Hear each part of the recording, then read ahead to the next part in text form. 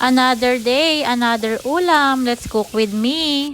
Hello guys! Kumusta kayong lahat? So for today's video ay magluluto lang ako ng aming hapunan. Ito pala ang baboy na idinipros ko na kanina pa. At ito nga ay huhugasan ko muna.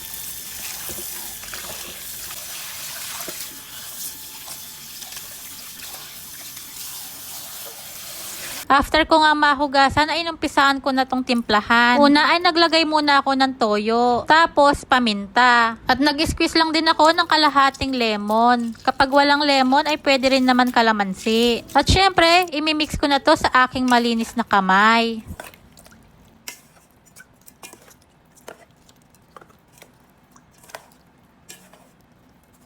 At nang ma-mix ko na nga, imamarinate ko muna to ng 1 oras. Pero kung hindi naman kayo nagmamadali, gawin nyo ng overnight. At eto na pala yung mga gulay na nabili ko kanina. Ito pala yung mga gulay na gagamitin ko. Bell pepper, carrots, patatas, sibuyas, at bawang. At uumpisahan ko na nga itong hugasan.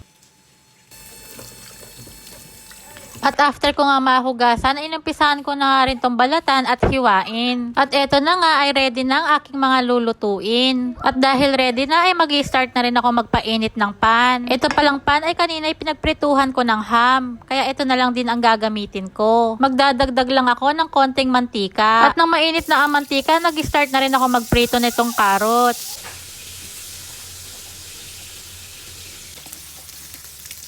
At isinunod ko na rin iprito itong patatas.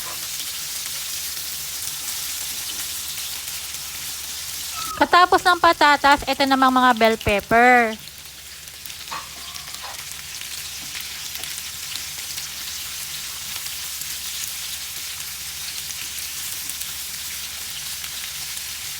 After ng ilang minutong pagpiprito ay isa-isa ko na nga silang inihawon sa kahirapan, charis. At isi-set aside ko muna. At sa same pan, ipa-fry ko lang tong minarinate kong baboy.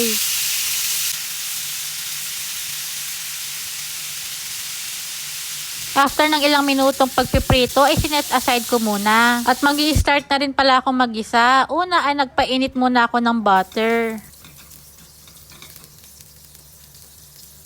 Una ko nang igigisa itong sibuyas. Sunod naman itong bawang. At nang mabango na nga ang bawang at sibuyas, isinunod ko na itong pinrito kong baboy.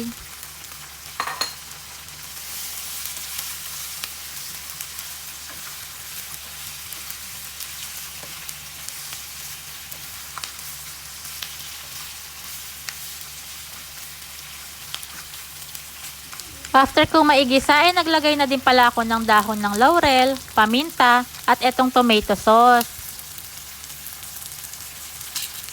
At maglalagay na din pala ako ng tubig. Mamaya ay pwede rin naman tayo magdagdag ulit ng tubig pag kinakailangan para mas lumambot ang baboy. Hahaluin ko lamang ito at tatakpan at papakuluan natin ng 40 to 45 minutes or hanggang lumambot ang baboy. At after ng ilang minutong pagpapakulo ay tinignan ko na kung malambot na ba ang baboy. At syempre wag nyo rin kalimutan tikman. At eto nga nagdagdag nga ako ng konting asin dahil nga ay natatabangan nga ako. At pag malambot na ang baboy, pwede na natin ilagay itong mga finry nating carrots, potato, at saka bell pepper. At hahaluin ko lang at tatakpan at papakuluan hanggang sa lumambot yung mga gulay na nilagay ko. At eto na guys, ang ating pork mechado. So ayun lang, thank you Lord sa blessing, thank you for watching, kain tayo!